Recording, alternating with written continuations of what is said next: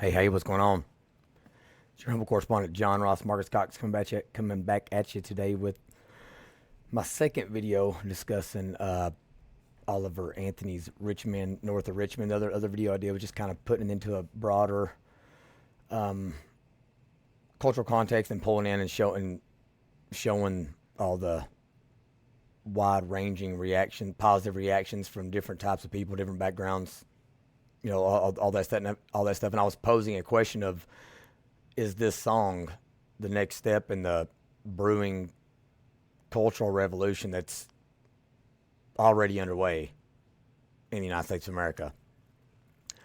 And so for those of y'all that haven't watched that and don't know what I'm talking about here, talking about Oliver Anthony's Men North of Richmond, this is a song that the author, the singer, was a total unknown one night at 10 p.m. and then woke up the next morning and this song had went viral and he had millions and millions and millions of views and already hundreds, if not thousands, of reactions from YouTube personalities and Twitter personalities and TikTok influencers and all that. And so I've heard a lot of people trying to figure out why is he getting so big so fast?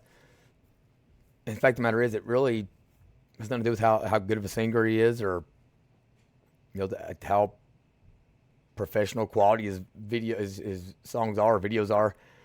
It's the content of what he's saying. It's not that he is some sexy ripped up dude with muscles, or has a well-known brand. It's because of what he's saying. And what he's saying is the middle and lower class people in this country, no matter what the mass media wants to say or wants to put out there, as if trans issues are like widespread and people that oppose them are hateful, or that COVID or Donald Trump issues are that's what people are thinking about. It's not.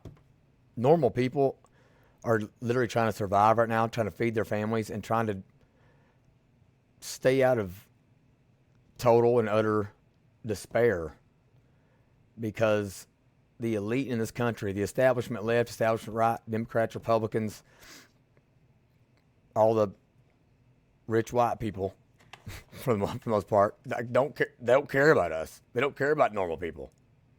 They don't care about blacks that live in the hood, or poor whites that live in a trailer park, or in southeast Kentucky, Appalachia.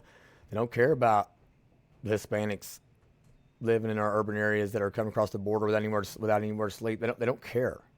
They don't care about the working class. It's like if milk is double the price it was 3 years ago. They don't give a damn. So other than me trying to convince you that, let's listen to what he has to say, and I'm gonna give you some commentary along the way. But again, this is Oliver Anthony. The song is Men North of Richmond. Here we go. Well, I've been selling my soul, working all day, overtime hours for bullshit pay, so I can sit out here and waste my life away. First of all, do I even do anything else but that line? Who doesn't feel like that? That you know. You're working in a warehouse with no windows, 12-hour shifts. You come home, dinner's cold, kids sleep, practice is already over. Spouse is exhausted. So you ain't getting none that night. Your money's barely stretching to pay your bills. Literally just working all day to waste your life away. Drag back home and drown my troubles away. It's a damn shame what the world's gotten to for people like me, people like you. Wish I could. Now what's he saying when he's saying people like me and people like you? What he's saying is people like me that look like me. Yeah, there's a lot of white people with beards and terrible haircuts and bad T-shirts. People like you, black guys in the hood, black single moms, white single moms, Hispanic families, 2 or 3 of them living together in one house, trying to make the dream work over here, as they're first-year immigrants or first-generation immigrants. world for people like me and people like you. And so here's the deal. Some of the stuff that we may say in this, some people on the left are going to try to make it seem like we're saying racist stuff or saying prejudice stuff or whatever. Like, I don't really give a damn what they think. I'm talking like Oliver North, Lord. Like Oliver Anthony. I'm talking to people like me and people like you. Let's keep going. You just wake up and it not be true, but it is. It's true. It's already true. Oh, it is. Living in the new world with an whole soul. These rich men north of Richmond, Lord knows they all just wanna have total control. Wanna know what you think, wanna know what you do, and they don't think you know, but I know that you do. So what he's saying is there is a class out there. There is a group of people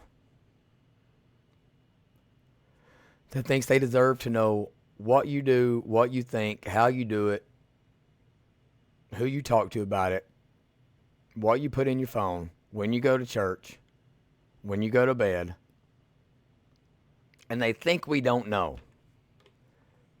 They think that we don't understand what's happening. Now, maybe the masses don't. And that's kind of where I think people like Oliver Anthony, and I think people like myself, that's where we come into play, is now that enough people know that we need people that can deliver that message and continue to get more and more people to listen, so that the people that can do it eloquently, like Oliver Anthony, can get more and more views. But just put everyone on notice. We do know what's going on. 'Cause your dollar ain't shit, and it's taxed to no end, 'cause the rich men, north of Richmond.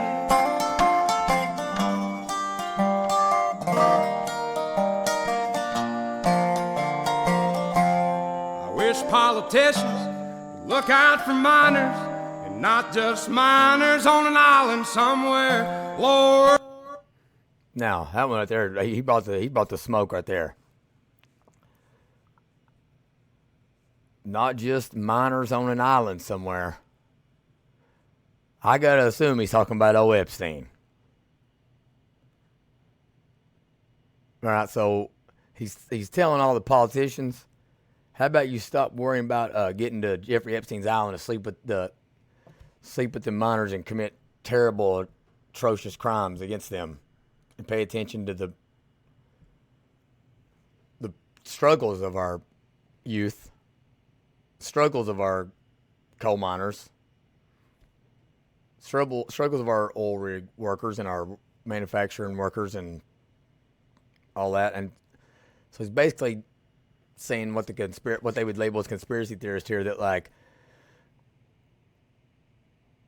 the richest elitist class in this country is partaking in things that are unthinkable, while not even thinking about the lives and the lifestyles of average everyday Americans. We got folks in the street, ain't got nothing to eat, and the whole beast milking welfare. Well, God, if you're 5'3" and you're 300 pounds, taxes ought not to pay for your bags of fudge rounds. Young men are putting themselves 6 feet in the ground, 'cause all this damn country does is keep on kicking them down. Woo, boy. All right. Again, let's hit those taboo topics here.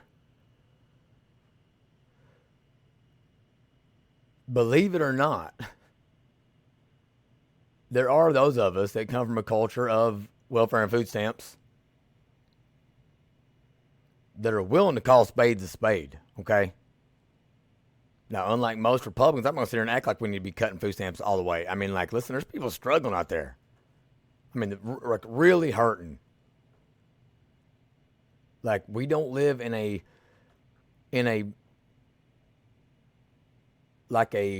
culture where work, even if you are able-bodied, where like you really feel rewarded for that work, like not financially or monetarily, but just like as far as there's no sense of pride.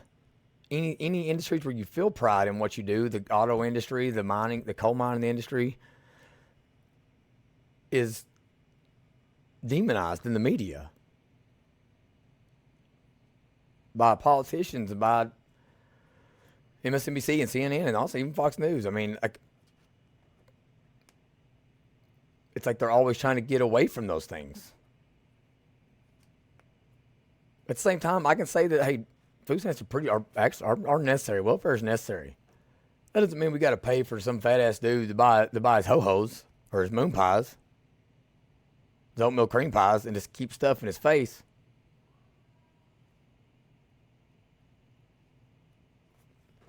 Let's keep going. Lord, it's a damn shame what the world's gotten to for people like me, people like you. Wish I could just wake up and it not be true, but it is. Oh, it is living in the new world with an whole soul.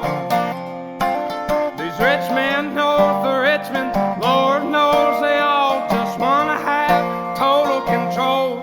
Wanna know what you think, wanna know what you do, and they don't think you know, but I know that you do, 'cause your dollar ain't shit, and it's taxed to no end, 'cause the rich men north of Richmond.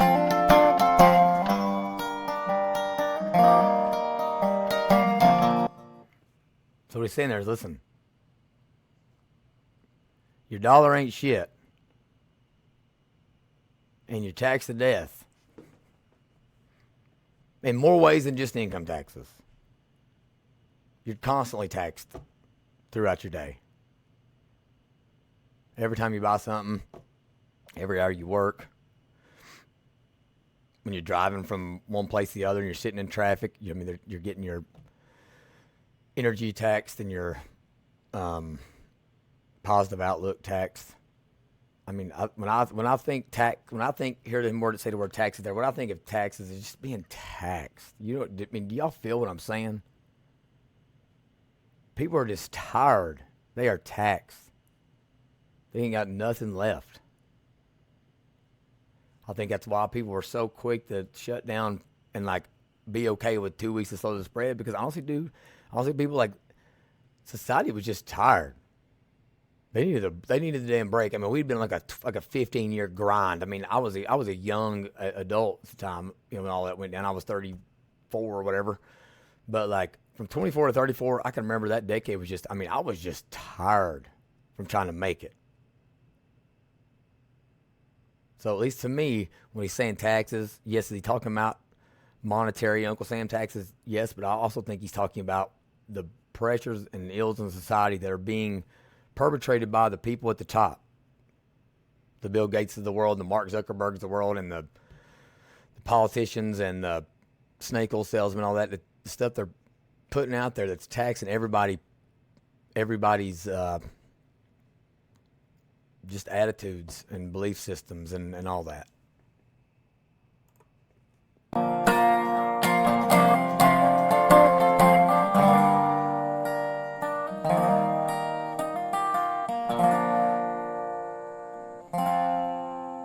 I've been selling my soul, working all day, overtime hours for bullshit pay.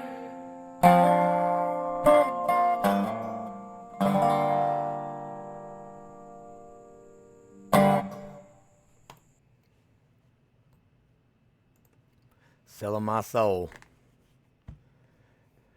working overtime hours and bullshit pay. Amen, brother. When I think back on my time right out of college, my wife and I, Whitney and I, when we moved to Louisville, we moved back to my hometown, Millsboro, Kentucky, for about 2 weeks, and I realized, like, oh, shit, there ain't nothing here for me. I ain't got no jobs. I didn't have a degree yet then. I'm about to be headed into the mines, and I'm probably on that booger shirt like my daddy ended up on, and then gonna be dead or in prison or whatever. I could feel the depression coming in. I caught it's like that. It was Appalachian Blues, but never headed in. But I think about the 10 years from the time I started working in Louisville, moved up here to the time that of the COVID shutdown. And I think about the grind and like I had 2 children along that way, was newly married along the way. And I honestly can't remember any of it. All I can remember is the grind. And all I can think about, I have to sometimes try to not think about it because it's like I get so sad and so like my thoughts become so dark on everything that I missed trying to like buy into the whole work 80 hours a week and yada yada, and then when you turn 55 you retire and get a couple years of happiness before you get Alzheimer's and Parkinson's disease and then waste away till you die. I mean, like my first 2 children, I don't really remember putting them to bed other than being frustrated and complaining all the time I was putting them to bed. I don't really remember walking on the street, holding my wife's hand, pushing the stroller, other than remembering the fact that I was trying to get it over as fast as I could so I could get home and get back to whatever it was I was doing at the time I was selling insurance.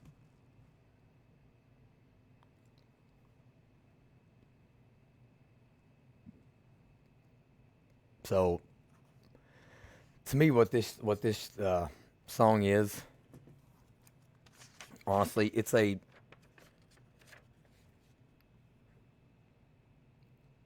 is. It's a rallying cry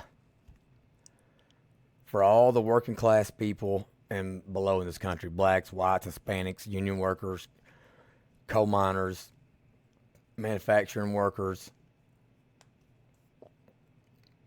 oil rig workers, nurses, and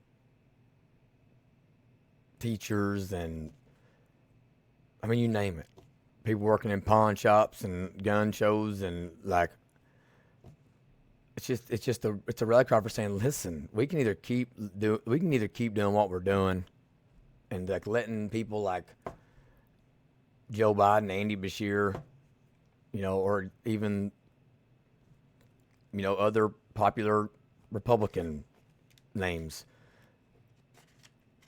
that are establishment types with the last name Bush and Reagan and all. Like, we can either continue to let them control the narrative, or we can just block these people out and cut out all the stupid nonsense rhetoric and then like acting like all of us are terrible bigots and racists and homophobes and all because we don't want our little girls having to use bathrooms with little boys. It's a rally cry for all of us just to cut out the bullshit and let's just talk, man. People from the hood, the holler. People go to the Black Baptist Church. People go to the White Pentecostal Church. The Catholic Hispanics. I really think this song, and I know what I'm calling for, is honestly for a new electorate to emerge. A population of working class people, rough, raw around the edges, or I guess raw and rough around the edges. People that don't always bring the right vocabulary, the right vernacular, don't always enunciate. People that say curse words, but still go to church. People that have been wrapped up in the game, have made their way out, or are trying to do right by their people. People with jail convictions and criminal convictions that are trying to make a better life, trying to be there for their kids. I showed you that video of Jelly Roll a couple days ago in jail, and all the like black dudes and white dudes and everybody just sing his songs. It was awesome. Well, that's what this is. So this is the same thing. What he's singing about here is the same type lyrics that Tupac was singing about in the late 90s, what the NWA was singing about in the late 80s, early 90s. It's a cultural revolution, putting the man, the establishment, on notice that we are fed up and we are not going to put up with the bullshit anymore. if you don't agree with anything I just said, it's a great song, and you cannot deny that. So I'm interested to know what y'all think. If I'm totally off base in my reflections here on my opinions on the music, and so email me, tweet at me, call me, text me, whatever. I'd love to hear your feedback. Follow me on Twitter. Follow me on YouTube. Way Too Much JRMC. I'm also over on Rumble, Apple Podcasts, all that good stuff. So y'all have a great rest of your evening. We'll talk soon.